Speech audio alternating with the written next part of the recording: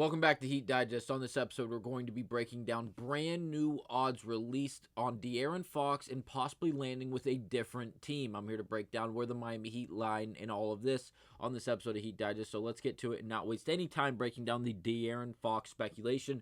Now, as Miami Heat fans, we all know this is not the first time that we have seen the Miami Heat and De'Aaron Fox in connections in some way or another. Now, for years now, everyone that has really had an idea and a voice in this conversation has really enjoyed this conversation coming from a Miami Heat perspective, and it's simple and it's easy to understand why. De'Aaron Fox, ever since he was at the University of Kentucky, he has been very, very good, and back in high school, he was obviously an elite player in high school on the national stage, but then when he went to Kentucky and he was playing alongside all of these star-studded talent for John Calipari, it was clear and evident that this kid was not only a great point guard, but again, even a better defender overall, an elite defender at that. He has been a glove, if you will. Obviously, he doesn't have the statistical production of someone like Gary Payton or in just like those notable defensive Hall of Famers. But again, De'Aaron Fox now, through 8 years of an NBA career, has really put together a pretty damn good NBA career. There's no real way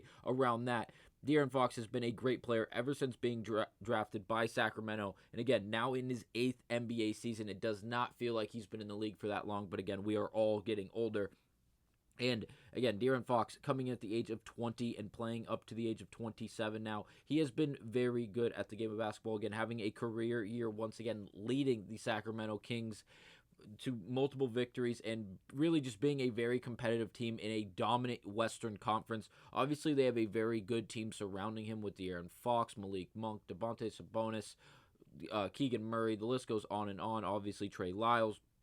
But again, De'Aaron Fox is the head of this team. There's no way around it. Not only playing the point guard position, but really the role in which he plays overall for this team. Now, if we look at his stats, obviously he's averaging 26.5 points, 5 rebounds, and just under 6 assists with almost 2 steals per game. Obviously, he was at the 2 steal per game mark last season. And again, he's just under that now. I wouldn't be too surprised if he ended up getting to that 2 steal mark once again by the end of this season. And again, De'Aaron Fox odds possibly landing in Miami, currently coming in at second place, just behind the Orlando Magic, who are at plus 400, the Heat following them at plus 450, then followed by the Rockets, the Nuggets, the Clippers, the Spurs, the Wolves, and then the Pelicans. Again, those odds greatly increasing by every name you go down, but again, the Heat at plus 450, still a very large wager there, in the sense 100 would make you $550. But the entire idea behind this, the fact that obviously Malik Monk, De'Aaron Fox has declined the extension that he was offered just some time ago, leaves you to think, does he not want to be in Sacramento? Does he not think they can win in Sacramento, despite having a pretty damn good roster as of currently constructed? Obviously, the West is very, very tough, and there's no way around that. But again, if you look at the East, if he were to land in this Eastern Conference, specifically with this Miami Heat team, this Heat team gets very good. Right now, we're sitting at 10-10. We just beat the absolute, it was belt to ass. There's no other way to say it. We beat the brakes off the Los Angeles Lakers. LeBron came home. It was in Miami. It was a nice night, and we beat the hell out of them. Anthony Davis didn't get going. Bam Adebayo finally did get going.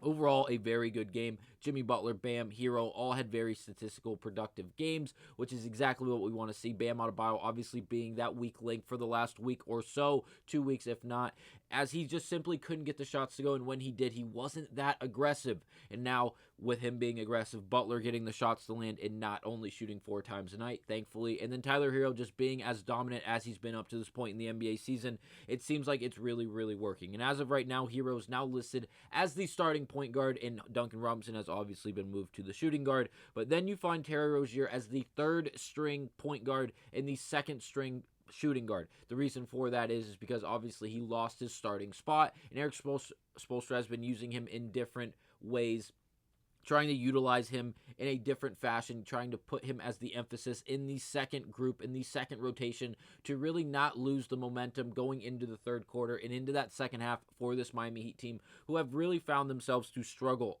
specifically in that third quarter, if not the second half overall in these games that we've played up to this point. Again, being 10-10 after last night's win over the 2 nights ago over the Los Angeles Lakers. Again, it's what the wins we absolutely needed. We can't games to subpar teams like we've seen in the past, losing a game to the Toronto Raptors just before going to the Celtics, where we did obviously lose, as the Celtics live and die by that three-point shot, and again, they lived by it, and again, the shots landed. So again, we'll highlight this really quick as the biggest takeaway from this Miami Heat game, though we're not going to break down this game, but the only thing I'm going to emphasize is the defense in which we played from the start of the game until the end of the game. If you look at the quarter breakdown, by quarter, you see we gave up 21 points in the third, 21 in the fourth, again 41 for the entirety of the second half. Specifically looking at that second half, I could already guess that we won this game, because if you watch the first 19 games we played, now that 10-10, sitting at 20 games played, the first 19 games we played, I'm willing to bet you, I'm saying this because I have not went back and looked at the actual stats, but again, the Miami Heat being so bad in the second half, specifically the third quarter of games, there's a good chance we lost basically 18 of those 19 games, if not more than that, in the second half specifically. And it's that abundantly clear. Now, Terry Rozier being moved, that position change has definitely helped in some way or fashion. But again, if we were able to go out and acquire someone like De'Aaron Fox, could we rely on defense like this to be played more often than not? Obviously, what would it take to get him back? Well, we'd have to give up someone like Terry Rozier, possibly a Drew Smith, possibly a Jovic to then go out and acquire, and possibly a draft pick to go out and acquire someone like De'Aaron Fox. If I had a no-trade list, it would be very short and simple. Obviously, there's three names that go without saying, and that's Butler, Bam, and Hero. I think all three of those guys should be untouchable for this Miami Heat team, at least up until next year. If we watch this year not play out the way we're expecting, obviously not going to move those, or obviously we could see those guys be moved at the end of this year. But up to that point, probably not going to see them moved. I don't think we should see anything drastic like that. But again, Duncan Robinson, and I know Duncan is beloved. I don't want to see Duncan moved, but again, for someone like De'Aaron Fox, I would be okay with seeing Drew Smith, Terry Rozier, Duncan Robinson, Jovic, and that's it. Yeah, I think that's about it. I don't want to give up any more. Josh Richardson is a complimentary piece I would not want to move.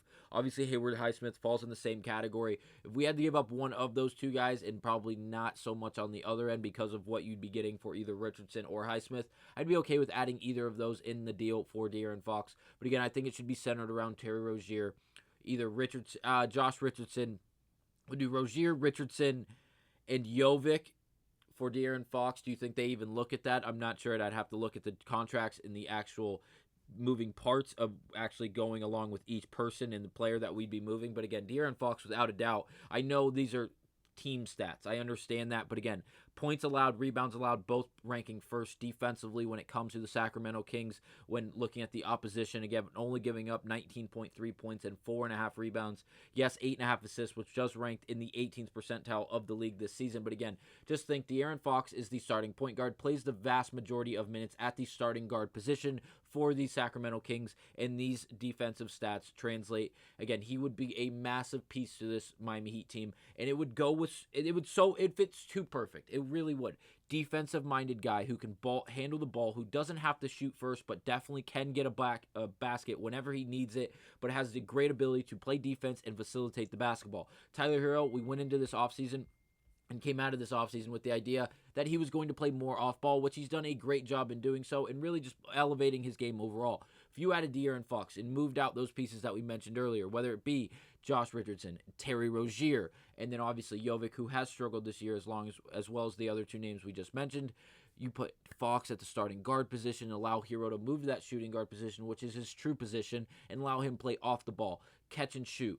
When you do catch, drive, penetrate, then make an extra pass. Allow to play team-friendly basketball and really have it all start from the defensive side. De'Aaron Fox, Tyler Hero. Obviously, Hero not being an elite defender, he has definitely picked it up this season. If you put him alongside someone like Bam, Jimmy Butler, Jaquez, this defensive unit would be disgustingly scary, and no one would want to face them because the amount of turnovers we would cause, the amount of steals and runouts and fast breaks that would result in this.